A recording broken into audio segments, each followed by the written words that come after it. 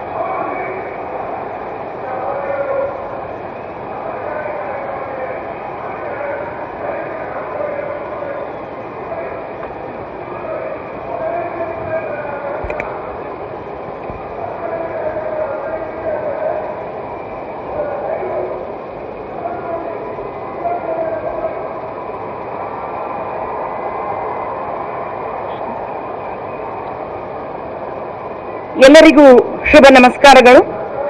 ನಮ್ಮ ರಾಷ್ಟ್ರದ ನೆಚ್ಚಿನ ಪ್ರಧಾನಮಂತ್ರಿ ಮಾನ್ಯ ಶ್ರೀ ನರೇಂದ್ರ ಮೋದಿ ಅವರಿಗೆ, ಮಾನ್ಯ ಶ್ರೀ ವಾಜುಭಾಯಿ ಗವರ್ನರ್ ಕರ್ನಾಟಕ ಸರ್ಕಾರ ಇವರಿಗೆ, ಮಾನ್ಯ Shri Rajashekar representative for chief minister Shri H D Kumaraswamy Karnataka ಸರ್ಕಾರ ಇವರಿಗೆ, ಮಾನ್ಯ Shri D V Sadananda Gowda minister of statistics and programme implementation ಇವರಿಗೆ, ಮಾನ್ಯ Shri B S Yediyurappa leader of opposition party legislative assembly ಹಾಗೂ ಆಗಮಿಸಿದ ಎಲ್ಲ members of parliament, members of legislative assembly, members of legislative council ಅವರಿಗೆ ಸೂರ್ಯನಗರಿ ಕಲಬುರಗಿಯ ಪರವಾಗಿ ಹೃತ್ಪೂರ್ವಕವಾದ ಸ್ವಾಗತವನ್ನು ಕೋರ್ತಾ ಇದ್ದೇನೆ. Bharat petroleum corporation limited Gulbarga ಡಿಪೋದ ಅಡಿಗಲ್ಲು ಸಮಾರಂಭ ನೆರವೇರಿಸಲು ಹಾಗೂ income tax appellate tribunal building Bengaluru, ESIC hospital and medical college Bengaluru, super speciality block in Karnataka institute of medical sciences Hubballi ಹಾಗೂ ladies hostel for students of north eastern region at Bengaluru ಲೋಕ ಕಲ್ಯಾಣಕ್ಕಾಗಿ ಲೋಕಾರ್ಪಣೆ ಮಾಡಲು ಆಗಮಿಸಿದ ಎಲ್ಲರಿಗೂ ಮತ್ತೊಮ್ಮೆ ಸ್ವಾಗತವನ್ನು ಕೋರ್ತಾ ಇದ್ದೇನೆ.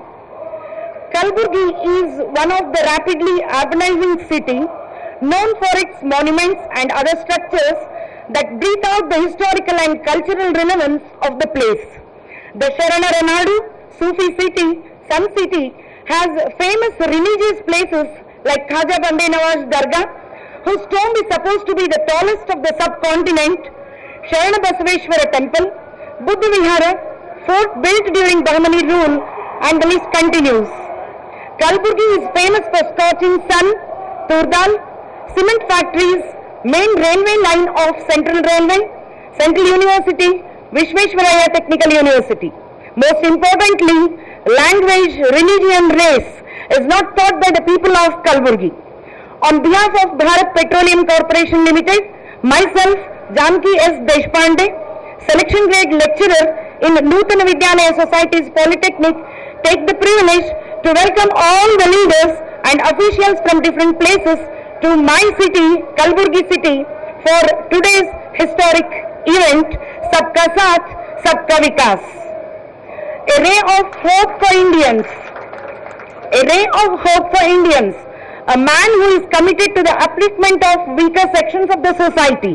A poet, an orator, conversionist, and harbinger of Indianness. Modi ji bridged a good rapport with top world leaders, initiator of Make in India, Swachh Bharat Abhiyan, Modi ji pitched for global cooperation.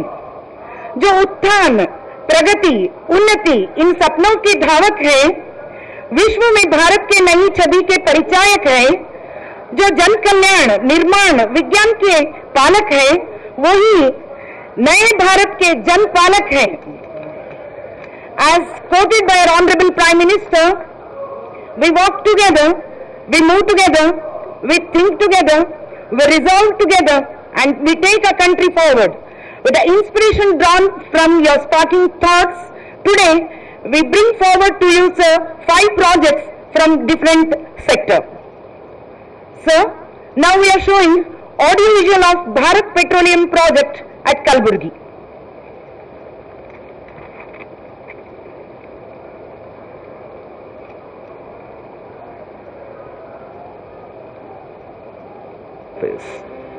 सबका साथ, सबका विकास. He announced a resolve that the development of all segments of the society would be his priority. Under guidance of the Government of India, BPCL is constantly working to realize the Prime Minister's vision for development of the society, increasing focus on infrastructure development with geographical reach from Leh in north to Kanyakumari in the south, and from Rann of Kutch in the west to Jorat in the east. We in BPCL are privileged. Prime Minister of India will lay the foundation stone for the proposed petroleum storage and distribution depot of Bharat Petroleum Corporation at Kalaburgi. This will ensure easy access of energy to the 4 districts of northeast part of Karnataka: Kalaburgi, Bidar, Yadgir and Raichur.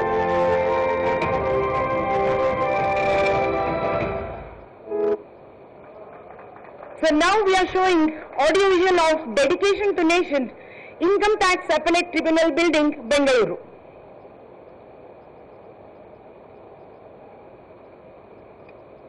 अधिकरण यह एक अर्थन्यायिक संस्था है जिसने 1968 में एक पीठ के साथ बेंगलुरु में काम करना शुरू किया। बेंगलुरु आंचलिक मुख्यालय है। बेंगलुरु न्यायपीठ का क्षेत्राधिकार उत्तर कर्नाटक जिले के बेलगाम एवं कारवार तालुक को छोड़कर कर्नाटक राज्य में विस्तृत है।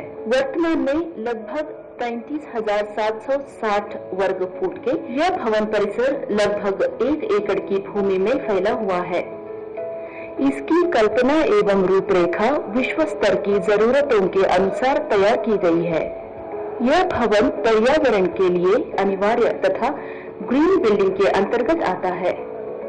इस भवन में 4 न्याय कक्ष, सम्मेलन कक्ष और ई कोर्ट की व्यवस्था की गई है।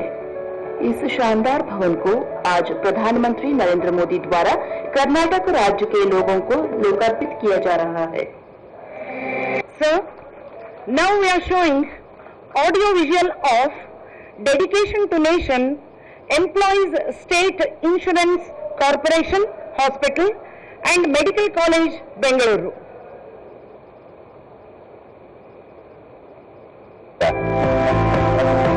Is to get one of the 6 ESIC medical colleges in the country.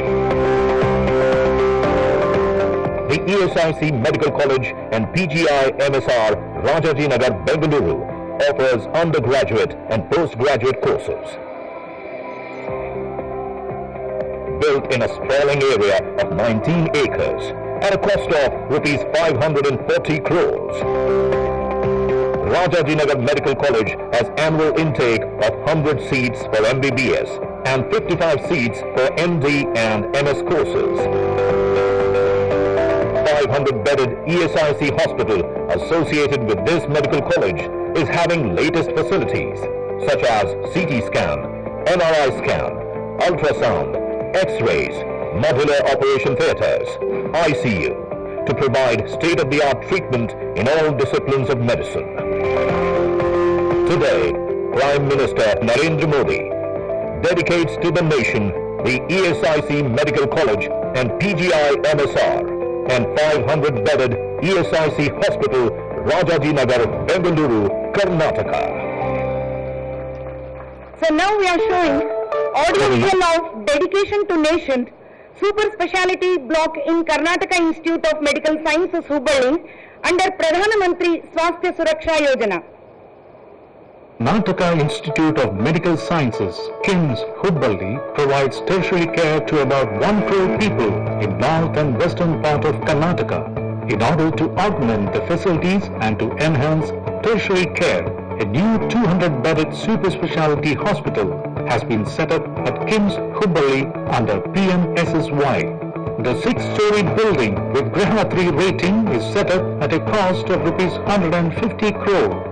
The hospital is equipped with 200 beds including 40 ICU beds, 6 modular operation theatres and latest medical equipment. 8 new super speciality departments including neurology, neurosurgery, surgical gastroenterology, medical oncology, urology, nephrology, plastic surgery and pediatric surgery have been added. The new facility will help KIMS Hubballi to consolidate its position in tertiary healthcare sector in the state of Karnataka. Today, Prime Minister Narendra Modi is inaugurating the new facility at KIMS Hubballi. So now we are showing audio visual of Dedication to Nation Ladies Hostel for Students of North Eastern Region at Bengaluru University. The prestigious universities of India, Bangalore University has constructed hostel for Northeast girls students in Jnana Bharati campus. Northeastern Council Secretariat, Union Ministry of Development of Northeastern Region has supported the establishment of this hostel by funding rupees 13.85 crores. It is built in 6 acres of land and can accommodate 288 students with state-of-the-art facilities. It is proud privilege of Bangalore University that Prime Minister of India is inaugurating it today. Finally, the moment is here, the auspicious occasion which we all have been waiting. I kindly request our Honorable Prime Minister, Sir, to unveil the plaque for laying the foundation stone of Bharat Petroleum Depot at Kalaburgi.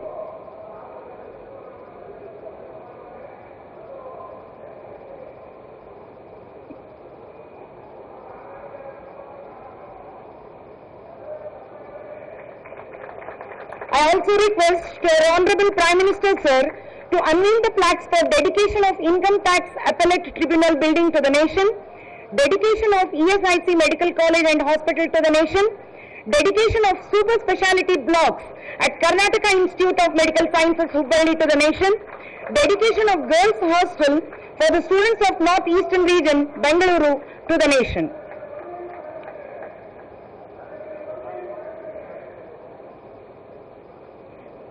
Thank you very much, sir, for doing the honors and for writing a new page in the history of Karnataka state.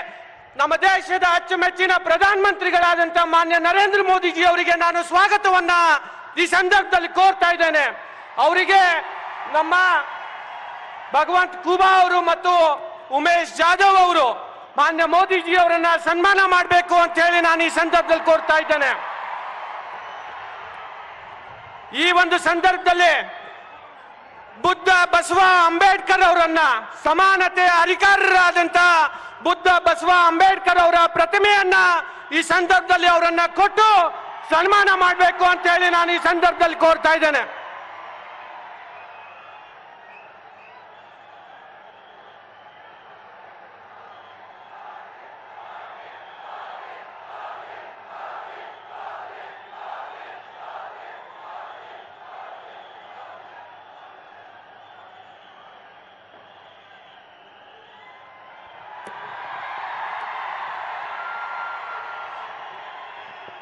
ವಾಯುಪುತ್ರ Hanumantha ಗದವನ್ನ ಈ ಸಂದರ್ಭದಲ್ಲಿ ಮಾನ್ಯ ಮೋದಿಜಿ ಅವರಿಗೆ ನೀಡ್ತಾ ಇದ್ದಾರೆ. ಇದು ಹನುಮಂತನ ಭೂಮಿ, ಅಣ್ಣ ಬಸವಣ್ಣನ ನಾಡು.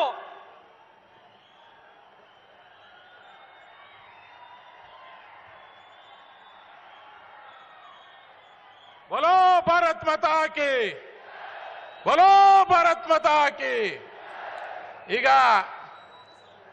ನಮ್ಮೆಲ್ಲರನ್ನ ಉದ್ದೇಶಿಸಿ ಮಾತಾಡಲು ಬರ್ತಿದ್ದಾರೆ ನಮ್ಮೆಲ್ಲರ ನೆಚ್ಚಿನ ನಾಯಕರು, ರೈತರ ಬಂಧು ಹಾಗೂ ನಮ್ಮ ರಾಜ್ಯ ಅಧ್ಯಕ್ಷರಾದಂತ ತಂದೆ ಸಮರಂತ BS ಯಡಿಯೂರಪ್ಪ ಸಾಹೇಬರು ನಿಮ್ಮನ್ನು ಉದ್ದೇಶಿಸಿ ಮಾತಾಡಲು ಬರ್ತಿದ್ದಾರೆ.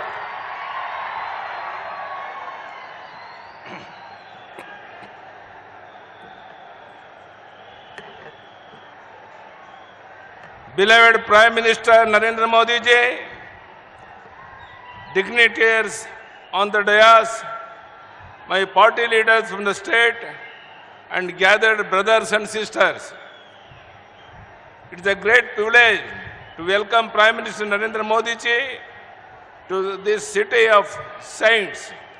Sir, I feel very proud to address this gathering for the reason that you have emerged as the big leader on the world political map by leading various issues.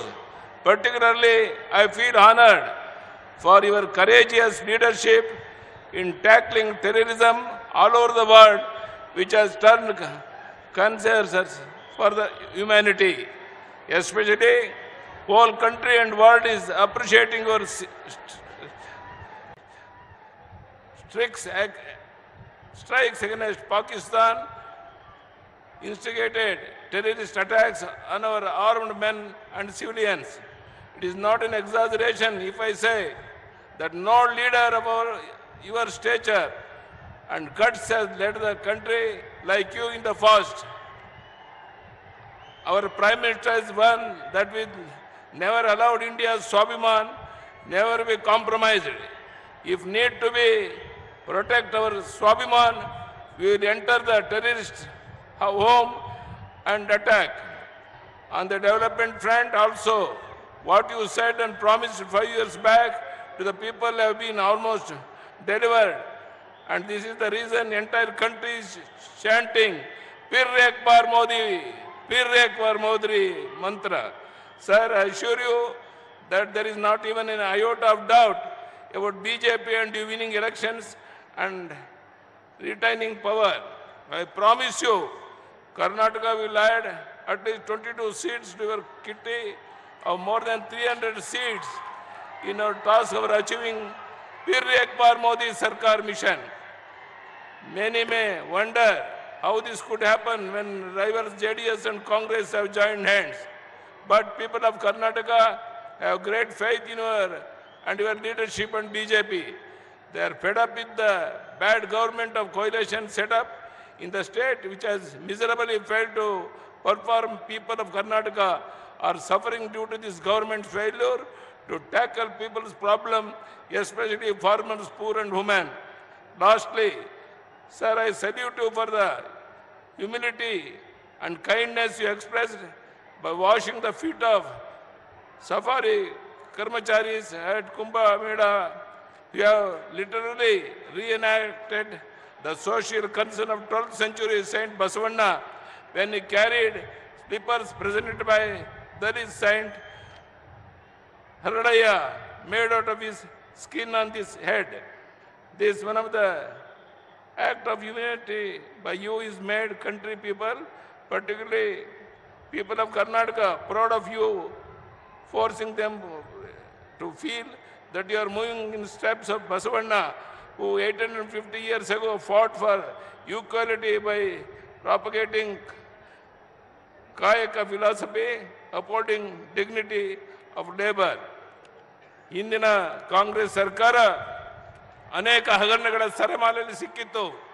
ಸನ್ಮಾನ್ಯ ಪ್ರಧಾನಮಂತ್ರಿ ನರೇಂದ್ರ ಮೋದಿ ಅವರು ಒಂದು ಸಣ್ಣ ಹಗರಣಕ್ಕೆ ಅವಕಾಶ ಕೊಡದೇನೆ ಕಳೆದ 4 ವರ್ಷ 10 ತಿಂಗಳಿಂದ ದೇಶದ ಅಭಿವೃದ್ಧಿಗೆ ಕೆಲಸ ಮಾಡ್ತಾ ಇದ್ದಾರೆ. 2G, 3G, 4G ಮತ್ತು ಕಲ್ಲಿದ್ದಲು ಸಾಲು ಹಗರಣಗಳ ಸರಮಾಲೆಯನ್ನೇ ಒದ್ದುಕೊಂಡು ದೇಶದ ಆರ್ಥಿಕತೆಯನ್ನು ಹಾಳು ಮಾಡೋದ್ರ ಜೊತೆಗೆ ದೇಶದ 130 ಕೋಟಿ ಜನರಿಗೆ ಕಾಂಗ್ರೆಸ್ ಮತ್ತು ಯುಪಿಎ 10 ವರ್ಷಗಳ ಆಡಳಿತ ಹೇಸಿಗೆಯನ್ನು ಉಂಟು ಮಾಡಿತ್ತು. ಮೋದಿಯವರು 5 ವರ್ಷಗಳಲ್ಲಿ ಭ್ರಷ್ಟಾಚಾರ ಮುಕ್ತ ಆಡಳಿತ ಜೊತೆಗೆ ದೇಶವನ್ನು ಅಭಿವೃದ್ಧಿ ಪಥದಲ್ಲಿ ತೆಗೆದುಕೊಂಡು ಹೋಗಿದ್ದಾರೆ. ಅಂತಾರಾಷ್ಟ್ರೀಯ ಮಟ್ಟದಲ್ಲಿ ಭಾರತ ದೇಶದ ಘನತೆ ಮತ್ತು ಗೌರವವನ್ನು ಹೆಚ್ಚಿಸಿದ್ದಾರೆ. 2014 ಪೂರ್ವದಲ್ಲಿ ಭಾರತ ಎಂದರೆ ಅಂತಾರಾಷ್ಟ್ರೀಯ ಅದರಲ್ಲೂ ಅಭಿವೃದ್ಧಿ ಹೊಂದಿದ ದೇಶಗಳಾದ America, Japan, France, China, Great Britain ದೇಶಗಳು ನಮ್ಮ ದೇಶವನ್ನು ಅನುಮಾನದಿಂದ ನೋಡ್ತಾ ಇದ್ರು. ಆದರೆ ಈಗ ಪರಿಸ್ಥಿತಿ ಊಹೆಗೂ ನಿಲುಕದಷ್ಟು ದೇಶ ಬದಲಾಗಿದೆ. ಭಾರತ ಎಂಬ ಖ್ಯಾತೆ ಹೆಚ್ಚಿದೆ. ಅಮೆರಿಕಾದಂಥ ಬಲಿಷ್ಠ ರಾಷ್ಟ್ರ ಕೂಡ ಭಾರತದ ಬಗ್ಗೆ ಕಾಳಜಿ ಜೊತೆಗೆ ಗೌರವವನ್ನು ಕಾಣುವಂತೆ ಈಗ ಮೋದಿಯವರು ಮಾಡಿ ತೋರಿಸಿದ್ದಾರೆ. ಜಗತ್ತಿನ ಆರ್ಥಿಕ ನೀತಿಗೆ ನರೇಂದ್ರ ಮೋದಿಯವರು ಹೊಸ ಛಾಪು ಬರೆದಿದ್ದಾರೆ. ಅಮೆರಿಕ ಸೇರಿದಂತೆ ಜಪಾನ್, ಚೀನಾ, ಕೊರಿಯಾ ಎಲ್ಲ ರಾಷ್ಟ್ರಗಳು ಕೂಡ ಭಾರತದ ಆರ್ಥಿಕ ನೀತಿಗೆ ಬೋಧಿನಮಿಕ್ಸ್ ಎಂದು ಹೆಸರಿಟ್ಟು ಅದನ್ನು ಅವುಗಳು ಕೂಡ ಪಾಲಿಸಬೇಕು ಎಂಬ ದಾರಿಗೆ ಬಂದಿವೆ. 11ನೇ ಸ್ಥಾನದಲ್ಲಿದ್ದ ದೇಶದ ಆರ್ಥಿಕ ಗಾತ್ರ ಈಗ 5ನೇ ಸ್ಥಾನಕ್ಕೆ ಏರಿದೆ ಮತ್ತು ಇನ್ನು 4-5 ವರ್ಷದಲ್ಲಿ 3ನೇ ಸ್ಥಾನಕ್ಕೆ ಏರುವ ನಿರೀಕ್ಷೆ ಇದೆ.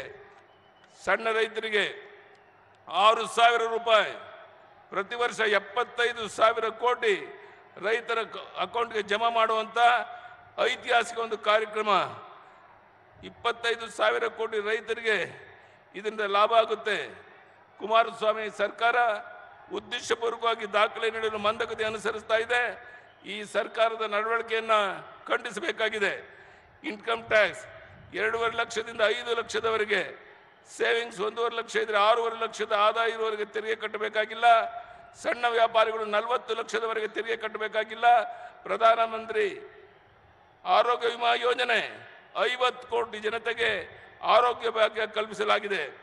ಅಧಿಕಾರಕ್ಕೆ ಬಂದ 24 ಗಂಟೆಯಲ್ಲಿ ರೈತರ 49,000 ಕೋಟಿ ಸಾಲ ಮನ್ನಾ ಮಾಡ್ತೇನೆ ಅಂತ ಹೇಳಿದಂತಹದ್ದು 9 ತಿಂಗಳಾದರೂ ಸಹ 10% ಸಾಲ ಮನ್ನಾ ಆಗಿಲ್ಲ.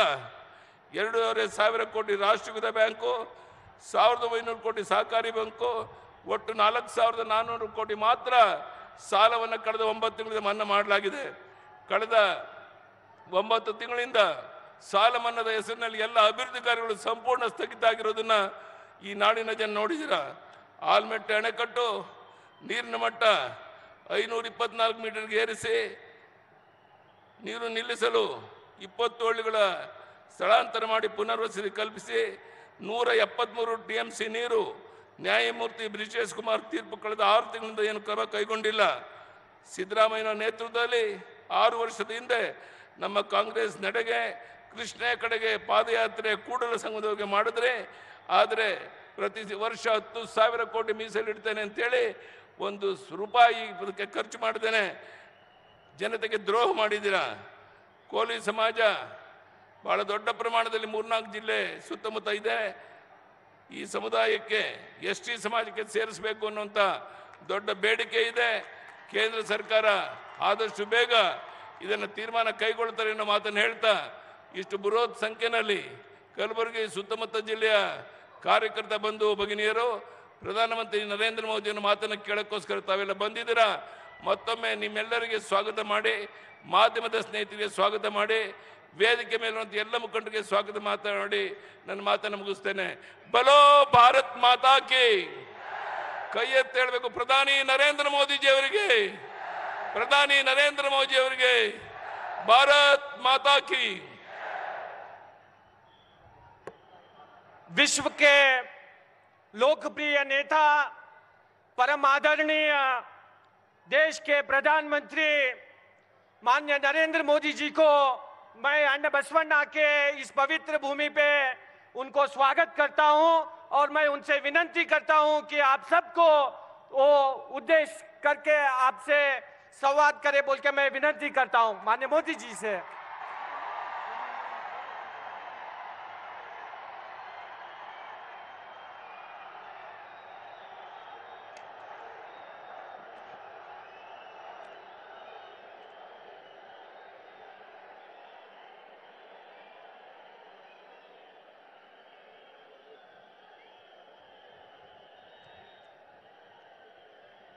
भारत माता की, भारत माता की, भारत माता की।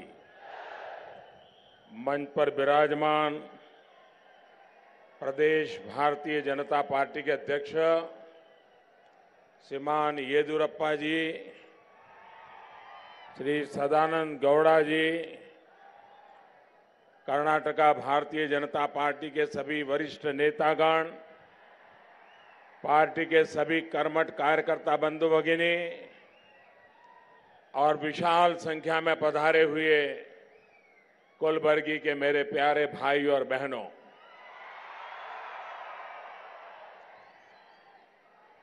कलबुर्गी जिल्लाದ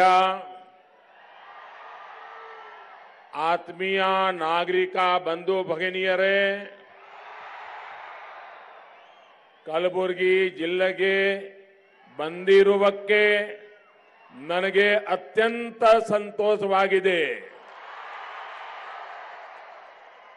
ಈ ಕಲಬುರ್ಗಿ ಜಿಲ್ಲೆ ತ್ಯಾಗ, ಸೇವೆ ಹಾಗೂ ಪರಿಶ್ರಮಕ್ಕೆ ಹೆಸರುವಾಸಿ ಆಗಿದೆ. कलबुर्गी शहर के प्रमुख देवता भगवान शरण बसवेश्वरा और भगवान कोरंती हनुमान जी को मेरा श्रद्धापूर्वक नमन। मैं बहुत ही भाग्यशाली हूं कि मुझे भीमा नदी के तट पर गाणगापुर के प्रमुख देवता भगवान दत्तात्रेय को प्रणाम करने का अवसर मिला। महान न्यायविद श्री विघ्नेश्वरा, महान शिक्षाविद, स्वातंत्र सेनानी स्वामी रामानंद तीर्थ सहित यहां से संबंधित सभी तमाम महापुरुषों को मैं श्रद्धा सुमन अर्पित करता हूं, उनको नमन करता हूं। जनसंघ और भारतीय जनता पार्टी के लिए भी कलबुर्गी के अनेक कर्मठ कार्यकर्ता दिए हैं। ऐसे सभी कार्यकर्ताओं का भी मैं आदरपूर्वक नमन करता हूं। साथियों, पिछली बार चुनाव के दौरान मैं आप सभी के बीच आया था। तब मैंने आपको कहा था कि यहां के सामान्य जनों के विकास में कोई कसर नहीं छोड़ूंगा। जब से आपने अपने प्रधान सेवक को दायित्व सौंपा है, तभी से कर्नाटक के विकास के लिए अनेक काम केंद्र सरकार कर रही है। आप सभी साक्षी रहे हैं कि कांग्रेस ने कलबुर्गी और कर्नाटक के विकास से जुड़ी जिन परियोजनाओं को बरसों तक लटकाया था, उनको हमारी सरकार ने ही पूरा किया है। बीदर कलबुर्गी रेलवे लाइन दशकों के इंतजार के बाद हमारी सरकार ने ही इसको समर्पित किया। इसी तरह चितापुर से यदगिरी को जोड़ने वाला नेशनल हाईवे हो या फिर महाराष्ट्र बॉर्डर से बीदर वाला सेक्शन हो, ऐसे कई नेशनल हाईवे को चौड़ा किया जा रहा है। गुलबर्गा के सीवेज सिस्टम, यहां के पार्कों की सुंदरता को निखारने के लिए अमृत मिशन के तहत केंद्र सरकार सैकड़ों करोड़ रुपए की मदद दे रही है। साथियों, विकास की इसी गति को विस्तार देते हुए आज लगभग 1000 करोड़ रुपए की परियोजनाओं का उद्घाटन और शिलान्यास और लोकार्पण अभी अभी कर करके मैं मंच पे आया हूं। भारत पेट्रोलियम के रायचूर डिपो को विस्तार देने के लिए उसको कलबुर्गी में स्थापित किया जा रहा है। साथियों, इस पूरे क्षेत्र में पेट्रोलियम पदार्थों से जुड़ी आवश्यकताओं की पूर्ति के लिए रायचूर डिपो बहुत छोटा पड़ने लग गया था। यही कारण है कि पहले सिर्फ, याद रखना जरा, पहले सिर्फ 2.5 एकड़ में जो डिपो फैला था, अब वो 56 एकड़ से ज्यादा जमीन पर बनाया जा रहा है। ये 56 सुनते ही कांग्रेस वालों की नींद खराब हो जाती है।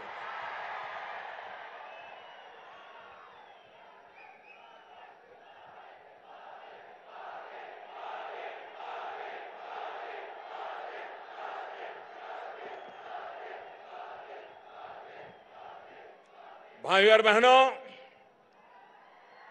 कलबुर्गी के साथ साथ पूरे कर्नाटक की स्वास्थ्य सुविधाओं को विस्तार देने का भी प्रयास किया जा रहा है। आज हेल्थ से जुड़े 2 प्रोजेक्ट्स का लोकार्पण किया गया है। Karnataka institute of medical sciences Hubli के सुपर स्पेशलिटी अस्पताल के रूप में राज्य को एक बहुत बड़ी सौगात आज यहीं से मिली है। इस ब्लॉक के बनने से अब यहां 200 नए बेड की क्षमता तैयार हुई है। इसके अलावा 8 सुपर स्पेशलिटी सर्विसेज की सुविधा का निर्माण होने से गंभीर बीमारी का उत्तम इलाज हुबली में ही सुनिश्चित होने में मदद मिलेगी। इसके साथ साथ मेडिकल एजुकेशन के मामले में भी युवा साथियों को कर्नाटक में ही अधिक अवसर मिलने वाले हैं। साथियों, आज ही राजाजी नगर में बने ईएसआईसी मेडिकल कॉलेज का भी लोकार्पण किया गया है। इस तरह के ईएसआईसी के देश में सिर्फ 6 मेडिकल कॉलेज हैं, जिसमें से एक अब कर्नाटका में खुल गया है। पहले की सरकार कैसे काम करती थी, उसको सामान्य मानवी के स्वास्थ्य की कितनी चिंता थी, युवाओं के सपनों की कितनी चिंता थी, इसका जीता जागता प्रमाण ये यहां की कॉलेज है। साथियों, इस मेडिकल कॉलेज को बनाने का फैसला 2009 में किया गया था, पर इस मेडिकल कॉलेज का काम 2 साल बाद 2011 में ही बिल्कुल धीमी गति से लोगों को दिखाने के लिए चलता रहा।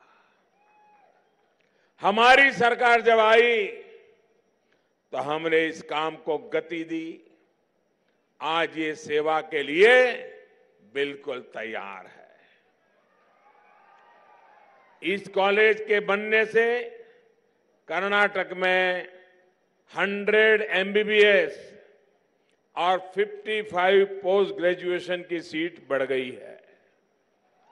साथियों, कर्नाटक में जो ये अस्पताल और मेडिकल कॉलेज बने हैं, इससे पूरी तरह से देश में हेल्थ इंफ्रास्ट्रक्चर का अभूतपूर्व विस्तार करने का हमारा निरंतर प्रयास का प्रतीक है। अस्पतालों के साथ साथ आयुष्मान भारत जैसी महत्वपूर्ण योजना भी हमारी सरकार ले आई है। कर्नाटक में गरीब बहन भाइयों को इसका कितना बड़ा लाभ मिल रहा है, इसका अनुभव थोड़ी देर पहले मैंने खुद ने किया। आयुष्मान भारत योजना के अनेक लाभार्थियों को उनके दर्शन करने का, उनसे बातचीत करने का, उनके अनुभव सुनने का मुझे अभी अभी सौभाग्य मिला। और मैं देख रहा था कि बिल्कुल गरीब परिवार से आए हुए लोग, कोई 2 साल से बीमार, कोई 4 साल से बीमार, कोई 5 साल से बीमार, लेकिन कोई 2 लाख मांगता था, कोई 5 लाख मांगता था, कोई 3 लाख मांगता था। गरीब व्यक्ति के पास पैसे नहीं थे, वो बीमारी से परेशानी झेल रहे थे, मौत का इंतजार करते थे, लेकिन इलाज नहीं करवाते थे। आज जब मैंने उन्हें पूछा तो वो कह रहे थे कि प्रधानमंत्री आयुष्मान भारत योजना ने हमारी तो जिंदगी बदल दी और हमारा ऑपरेशन हो गया। सरकार ने, में डॉक्टर ने, प्राइवेट हॉस्पिटल में किसी ने एक नया पैसा नहीं लिया, कोई दलाल नहीं, कोई बिचौलिया नहीं, कोई रुपये लेने वाला नहीं। बस एक कागज लेके जाओ, प्रधानमंत्री आयुष्मान योजना का लाभ उठाओ और देश का गरीब अब बीमारी के कारण जिंदगी में मुसीबत नहीं झेलेगा। ये काम हमने कर दिया है। साथियों, इस योजना के माध्यम से देश में हर दिन औसतन 10,000 से ज्यादा गरीब मरीजों का इलाज मुफ्त में हो रहा है। और इसे शुरू हुए अभी मुश्किल से 150 दिन हुए हैं, लेकिन इतने कम समय में ही 14 लाख से अधिक गरीब भाई बहनों का और बच्चों का इलाज हो चुका है। भाई और बहनों, सामान्य मानवी का जीवन आसान हो उनको व्यवस्था से जूझना ना पड़े, इसके लिए सरकार निरंतर काम कर रही है। बेंगलुरु में भी नहीं, इनकम टैक्स अपीलेट ट्रिब्यूनल की नई बिल्डिंग, इससे इनकम टैक्स से जुड़े काम अब ज्यादा आसानी से किए जा सकेंगे। इस ट्राइब्यूनल द्वारा दशकों से किराए की बिल्डिंग में जैसे तैसे किया काम हो रहा था, अब एक आधुनिक बिल्डिंग यहां की जनता की सेवा के लिए तैयार हो गई। साथियों, हमने इनकम ट्रिब्यूनल टैक्स की बिल्डिंग तो बनाई है, साथ में कर्नाटक सहित देश के 3 करोड़ से अधिक टैक्स पेयर्स को सीधी राहत भी दी है। भारत के इतिहास में पहली बार 5 लाख रुपए तक की टैक्सेबल इनकम को टैक्स के दायरे से बाहर कर दिया गया। हर मध्यम वर्ग के परिवार 15 साल से इसकी मांग कर रहे थे, लेकिन कांग्रेस की सरकारों को ये काम कभी करने की हिम्मत नहीं हुई। आज वो काम हमने कर दिया है।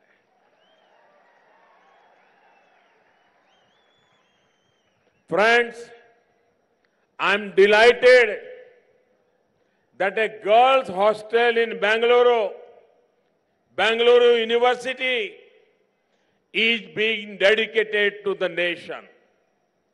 This will cater to the needs of several students from the northeast who study in Bangalore. Friends, these youngsters may be away from home, but the central government is always there for their welfare. It is my privilege that the NDA government has got the opportunity to work extensively for the Northeast. We have put top priority for the development of the Northeast. This includes ensuring proper infrastructure, power connectivity, harnessing water resources, better health care, education and more. साथियों, केंद्र की NDA सरकार सबका साथ सबका विकास के मंत्र पर चल रही है। मध्यम वर्ग के साथ साथ हमारे किसान और हमारे मजदूर साथियों के लिए 2 हफ्ते के भीतर भीतर 2 बड़ी योजनाएं लॉन्च कर दी गई, लागू कर दी गई। कल ही देश भर में असंगठित क्षेत्र के, अनऑर्गेनाइज सेक्टर के श्रमिक बंधुओं के लिए, मजदूरों के लिए नियमित पेंशन की योजना प्रधानमंत्री श्रम योगी मानधन योजना शुरू हुई है। इस योजना से जुड़ने वाले असंगठित क्षेत्र के तमाम मजदूरों को अब 60 वर्ष की आयु के बाद कम से कम 3,000 रुपये नियमित हर महीने पेंशन तय किया गया है। यानी साल भर में करीब करीब 40,000 रुपया बुढ़ापे में उसको काम आएगा। साथियों, आप कल्पना कर सकते हैं, खेत मजदूर है, आपके घर में कपड़े धोने वाला है, या कोई रसोई बनाने वाली बहन आ रही है, या आपका ड्राइवर है, या आपकी सोसाइटी में लिफ्ट चलाने वाला है, या दूध देने आता है, सब्जी बेचने आने वाला है, अखबार बेचने के लिए आने वाला है। ऐसे छोटे छोटे काम करने वाले लोग, ऑटो रिक्शा चलाने वाला, टैक्सी चलाने वाला, जब शरीर काम करता है तब तक तो काम कर लेते हैं, लेकिन जब शरीर काम करना ढीला हो जाता है तो अपने भी रिश्तेदार बुढ़ापे में छोड़ देते हैं। ये मोदी सरकार है, ऐसे लोगों का हाथ पकड़ रही है।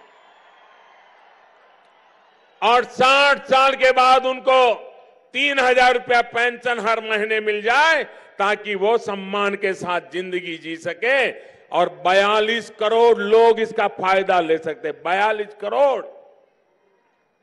इतना ही नहीं, मैं देख रहा हूं मेरी बंजारा समाज की माताएं बहनें यहां बैठी है। हमने अभी गुमंतु समुदाय के लिए एक वेलफेयर बोर्ड बनाने का इस बजट में घोषणा की है। इस गुमंतु समाज के वेलफेयर बोर्ड से समाज में गुमंतु समाज है जिसमें हमारा बंजारा समाज भी है, उनके वेलफेयर के लिए पहली बार देश में अलग बोर्ड बनाने का काम हमारी सरकार ने किया है। भाइयों बहनों, यहां मुझे कोली समाज के सभी नेता मिले, उन्होंने मेरा सम्मान किया। मैं उनका हृदय से आभार व्यक्त करता हूं उनके इस समर्थन के लिए। साथियों, कामगारों की ही तरह देश भर के लगभग 12 करोड़ किसान परिवार जिनके पास 5 एकड़ या उससे कम जमीन है, उनको प्रधानमंत्री किसान सम्मान निधि का लाभ मिलना तय है। इसके तहत केंद्र सरकार सीधे किसानों के खाते में हर साल 75,000 करोड़ रुपए जमा करने जा रही है। 75,000 करोड़ रुपया हर साल। आप कल्पना कर सकते हैं, गांव में जब किसान के हाथ में 75,000 करोड़ रुपया गांव में पहुंचेगा तो गांव की इकोनॉमी कैसी दौड़ने लगेगी। और इसकी पहली किस्त देश के करोड़ों किसानों को ऑलरेडी पहुंच चुकी है, मिल चुकी है। भाइयों बहनों, ये लाभ कर्नाटक के भी लगभग 71 लाख किसानों को मिलना तय है। लेकिन मैंने पहली किस्त दे दी, देश भर के किसानों को मिल गई, लेकिन जिनको सिर्फ राजनीति करनी है, राजनीति के खेल खेलने हैं, किसानों का भला करने का इरादा नहीं है, ऐसी कुछ सरकारें हैं। इनको लगता है कि अगर उनके राज्य में किसान के खाते में 2,000 रुपया पहुंच गया तो ये तो मोदी मोदी करने लग जाएंगे। और इसलिए ये कर्नाटक की सरकार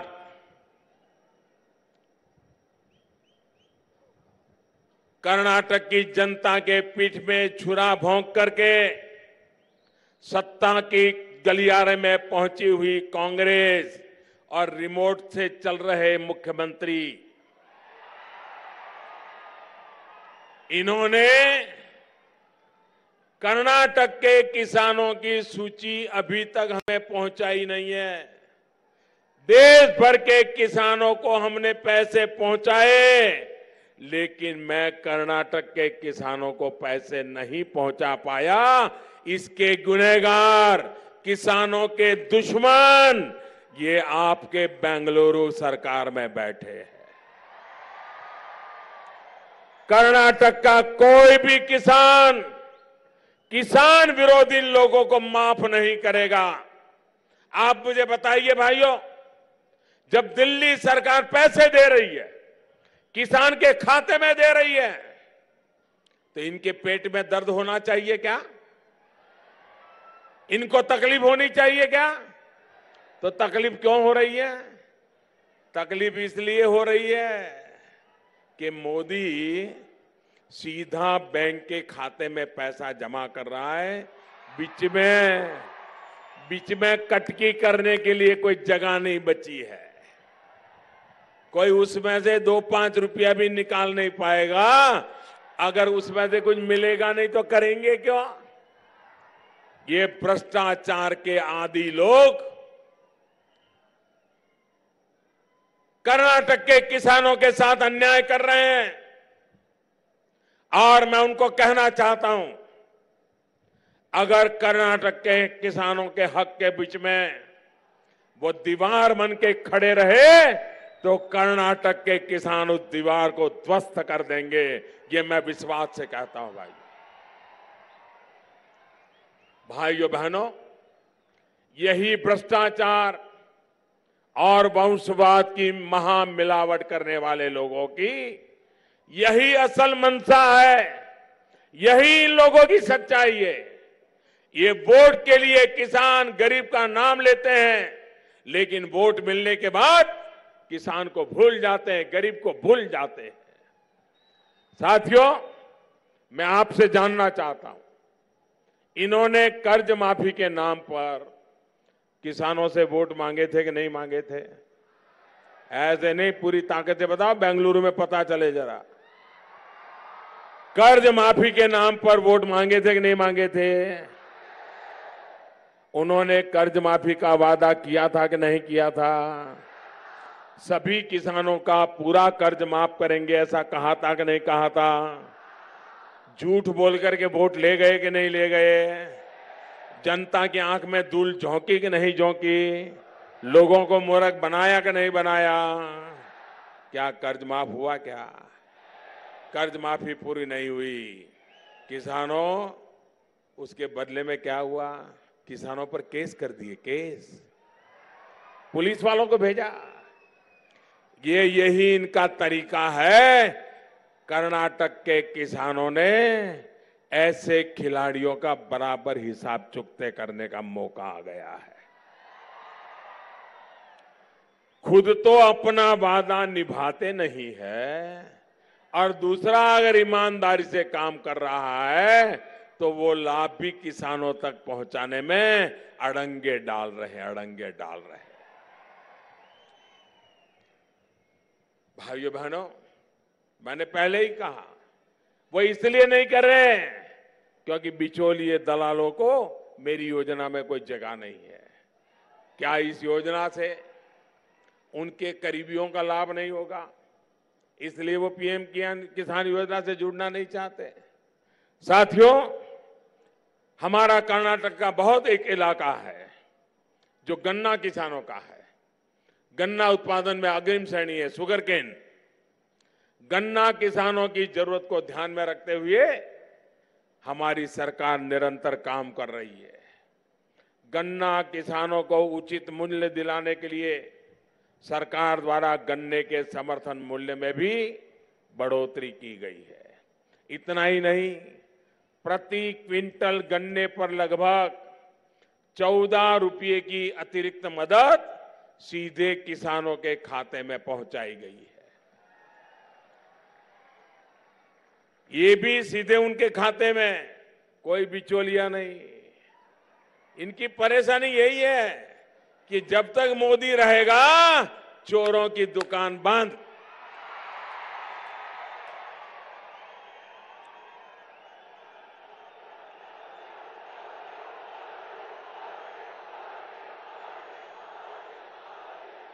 पहले ये मदद चीनी मिलों के माध्यम से दी जाती थी।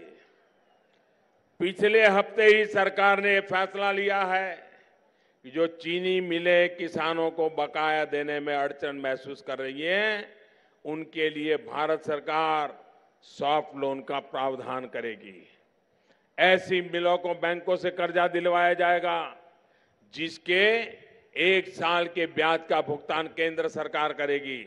साथियों, चीनी की ज्यादा पैदावार से कीमतों पर ज्यादा असर ना हो, इसके लिए एक न्यूनतम मूल्य तय किया गया है। चीनी के आयात पर 100% शुल्क भी लगाया गया है। चीनी निर्यात करने की अनुमति भी दी गई है।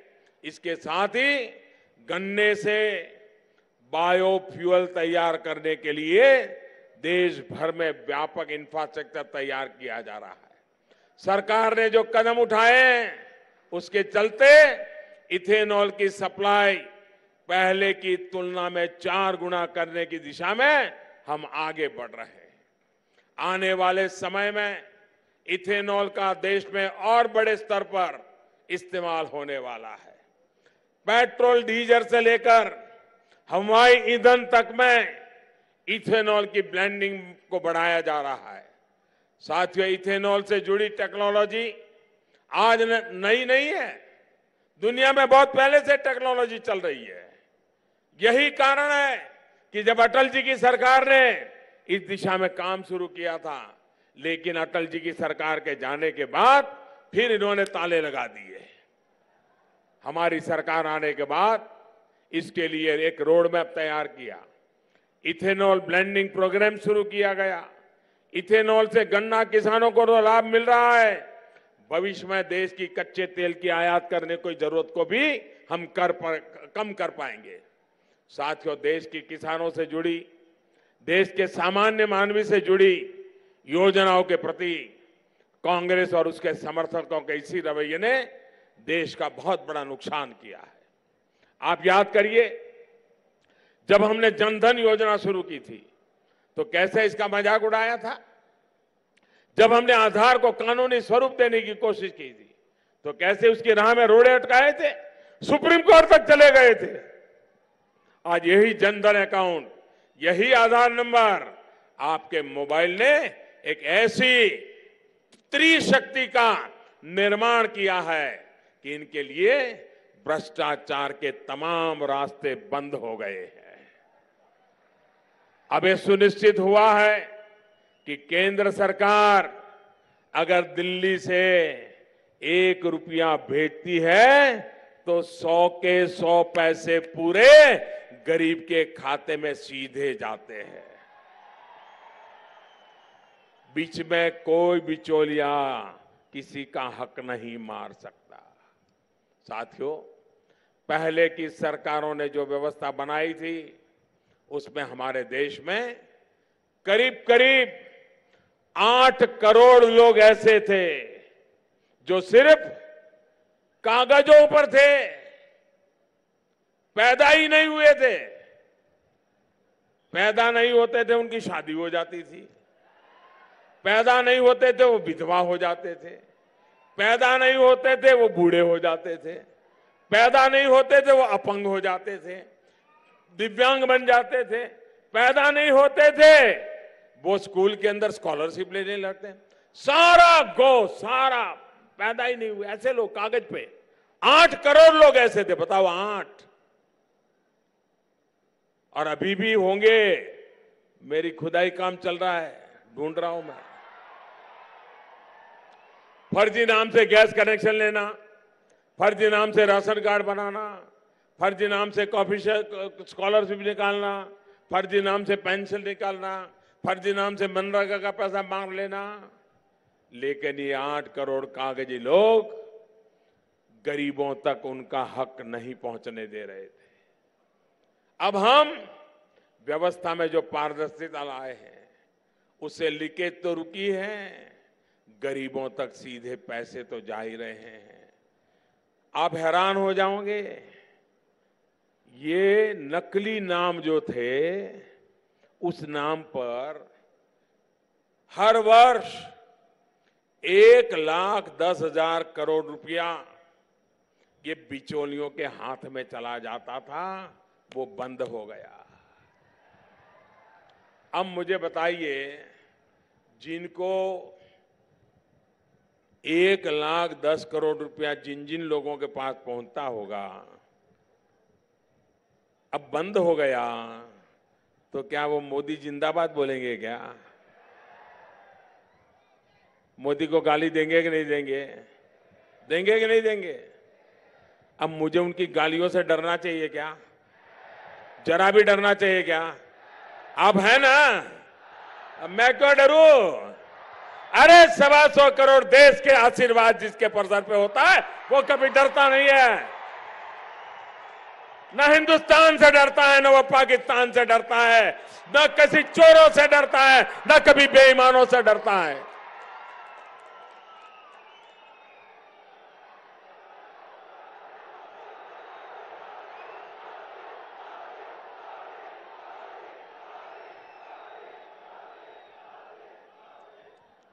भाइयों बहनों, हिंदुस्तान ने यह ताकत मुझे दी है, 125 करोड़ देशवासियों ने ताकत दी है। ये जो दुनिया दमखम देख रही है ना, वो दमखम किसका है? आज दुनिया जो दम देख रही है किसका है? किसका है? किसका है? ये दम मोदी का नहीं है, ये दम 125 करोड़ हिंदुस्तानियों का है।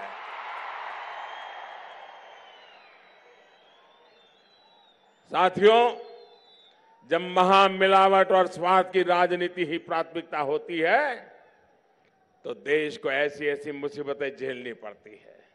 सिर्फ अपने परिवार की, सिर्फ अपने स्वार्थ की राजनीति करने वाले नेताओं को नया भारत, भारत की नई रीति, नई नीति पसंद नहीं आ रही है। अपने स्वार्थों की सिद्धि हो सके, इसके लिए वो देश में मजबूत सरकार से डरते हैं और इसलिए मजबूर सरकार ढूंढ रहे हैं, कैसे भी करके दिल्ली में मजबूर सरकार आ जाए। आज कर्नाटक में मजबूर सरकार बनी है, क्या हाल है आप देखते हैं। एक इधर खींचता है, एक उधर खींचता है। वो कहता है मुझे इतना दो, दूसरा कहता है उसको 2 दिया मुझे 4 दो, तो शाम को तीसरा जाता है उसको 4 दिया मुझे 8 दो। वो कहता है ले लो, कर्नाटक की जनता को लूटो, जितना है बांटो। ये चलने देना है क्या? ये कर्नाटक का हाल बुरा हुआ, क्या देश का भी बुरा होने देना है क्या? देश को बचाना है कि नहीं बचाना है?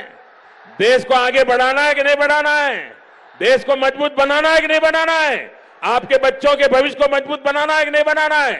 आपकी माता बेटियों की सुरक्षा होनी चाहिए कि नहीं होनी चाहिए?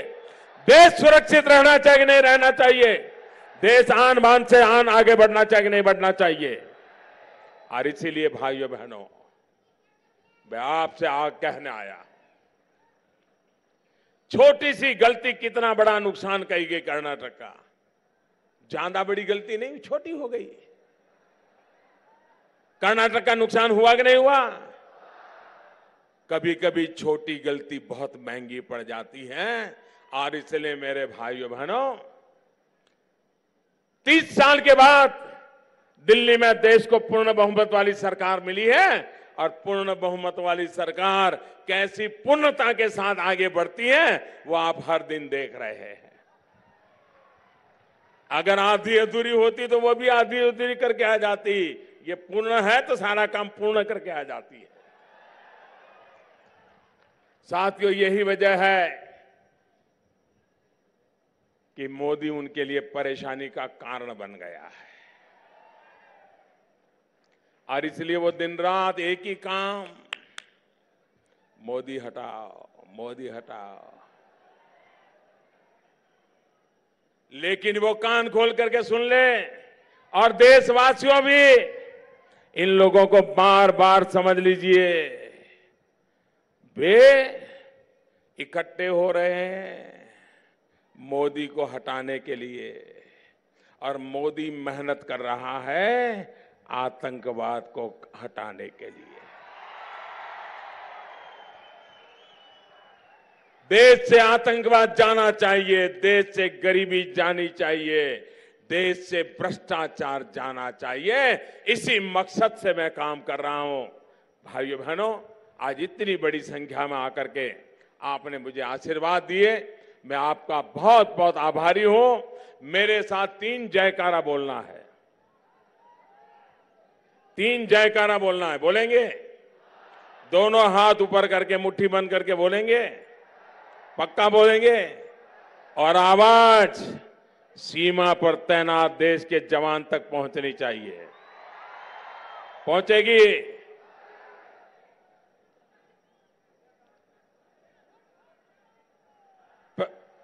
मैं भारत मां की जयकारा बुलाने वाला हूं। 3 जयकारा बुलाऊंगा और मैं आपसे चाहता हूं कि पूरी ताकत से मुझे साथ दीजिए। पराक्रमी भारत के लिए भारत माता की, विजयी भारत के लिए भारत माता की, वीर जवानों के लिए भारत माता की। बहुत बहुत धन्यवाद।